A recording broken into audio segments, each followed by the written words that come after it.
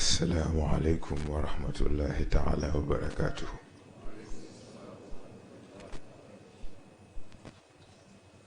L'homme.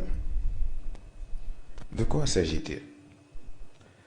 De par son origine très disputée, cette merveille d'ingénierie divine et de nature douteuse et inquisitive, certains se réclament descendants de primates, alors que d'autres aspirent à une origine plus pure et civilisée. À travers la marche du temps, ce prodige errant, souvent plus intéressé par sa survie et son confort de vie, s'est bâti des cités et d'énormes civilisations afin d'assurer une certaine longévité. Conquête sur conquête, l'homme s'évertue à contrôler et à manipuler le monde qui l'entoure et à le plier à ses envies. Cependant, une question persiste. Quelle est la finalité du projet homme? Une question que l'homme n'a su répondre, malgré les vastes étendues de logique et de savoir, malgré les plaines profondes de la religion. Et pourtant, c'est une évidence claire et confirmée, époque après époque. Pour certains, cette évidence porte le nom de nature et exige de l'homme le respect du cadre de vie qui l'entoure. Pour d'autres, elle porte le nom de science et exige que chaque fait, chaque information soit confirmée et vérifiée à travers l'analyse et l'interprétation logique. Pour d'autres, il s'appelle le rien. Pour d'autres, un autre nom. Car pour chaque nom, car pour chaque homme, il y a une perception, qu'elle soit complète ou incomplète, objective ou subjective.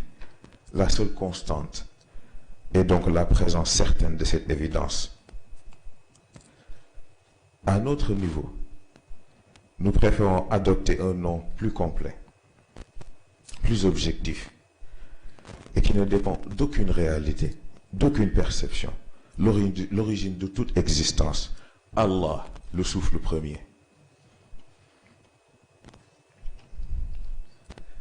Bien qu'étant associé à la religion musulmane, Allah n'est en aucun cas confiné par l'imagination des esprits impolis qui tentent en vain de lui donner une apparence ou une appartenance.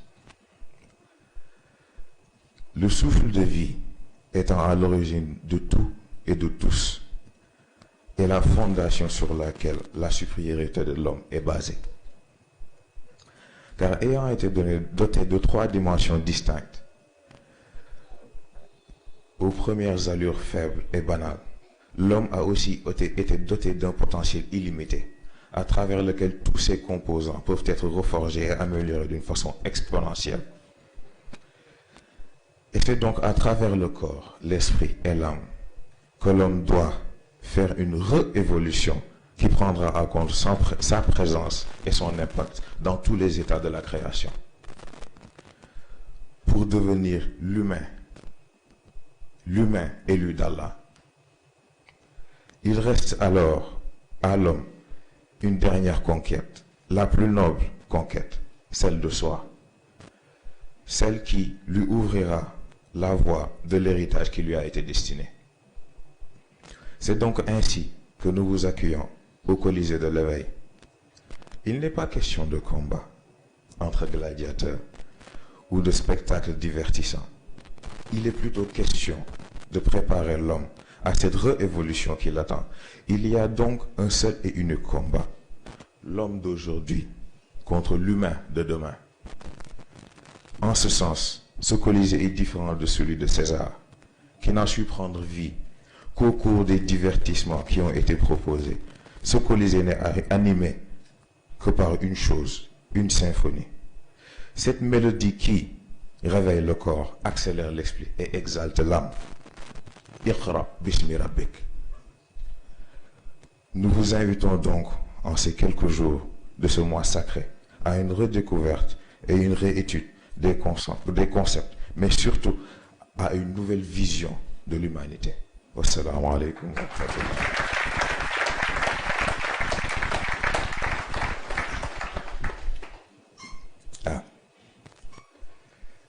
ñoo ngi jégalu ci baatu tubaab yi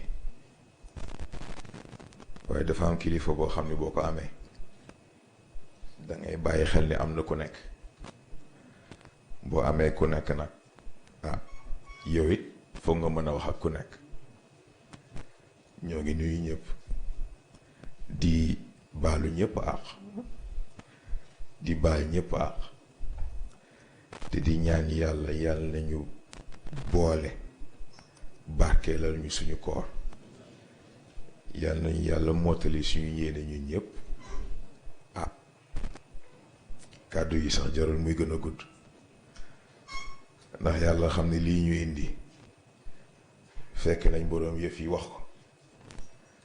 xanaa compléter li ñuy mën a compléter rek participer li ñuy mën a participer waaye matoon na ba pare niñ déggee léegi góor gi indi ko doomu aadama dafa am nit am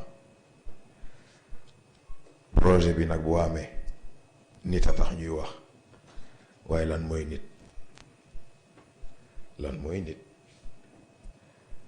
nit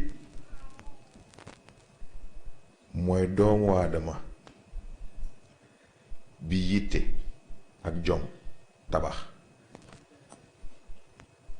ndax jom ak yitte mooy tax doomu aadama xam ni yàlla doy na ko leneen du dugg àjjana di noos. jom ak yitte mooy tax nit xam ni gannaaw àdduna gi ak lu mu fi mën ci sonn am na foo xam ne par force il faut mu dellu fa te mooy ci boroomam. kon nag balaa moo dem il faut mu defaru fii ba bu taxawee ci kanamam durus. loolu mooy objectifu Colisée bi ñu tudd xëy na Colisée ba ñu mii noonu booy ba nekk ca Rome xeex fii noos fële loolu yëngaluñu intéressé wuñu ndax combat bi ñu intéressé mooy bi nit war a dundee bis bu nekk ndax nit bu nee avancé naa bu yamee ci kàddu amul sens. nit bu ne avancé na il faut mu natt boppam par rapport ak fi mu tolloon ndax maa ngi fii te dara prouvé wu ko amul. moo tax Colisée bi ñu indi dafay permettre nit mu mën a def face li koy téye gannaaw li tax ba doomu aadama bi évolution bi mu bëgg a am avancement bi mu bëgg a am jotagu ko am. obstacle yooyu lañ bëgg a leeral mu mën a xam fan lay teg tànkam ba bu ëllëgee bu xëyee mën a mat nit looloo ñu yitteel. moo tax cadre bi ñu def ko xëy na kàddu yi comme ni ma ko waxee jarul muy gudd sax ndax yeneen fan a ngi ñëw te ñoo koy bokk ak yéen incha allah. moo tax l'essentiel moo nekkoon loolu xëy na di gën a baalu àq rek ndax mu doon na demee neneen sax te incha allah danañ ci àgg. guddi na ba pare te xam naa yenn njaay ak yenn njóobee ñi fi mu toll nii reer bi la ñuy xalaat kon nag ñu yamale kàddu gi foofu. wassalaamu aleykum wa rahmatullahi taala wa barakaatu.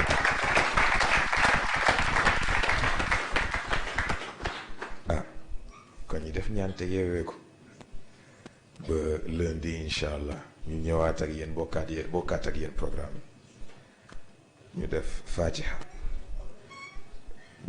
juróom-ñetti Quraysh falaax ak naas ayatul kursi tëjee ko salaatul fatih ñu def ko hadiyi yonent bi ak képp ku mu am. wassalaamu aleykum bismillah.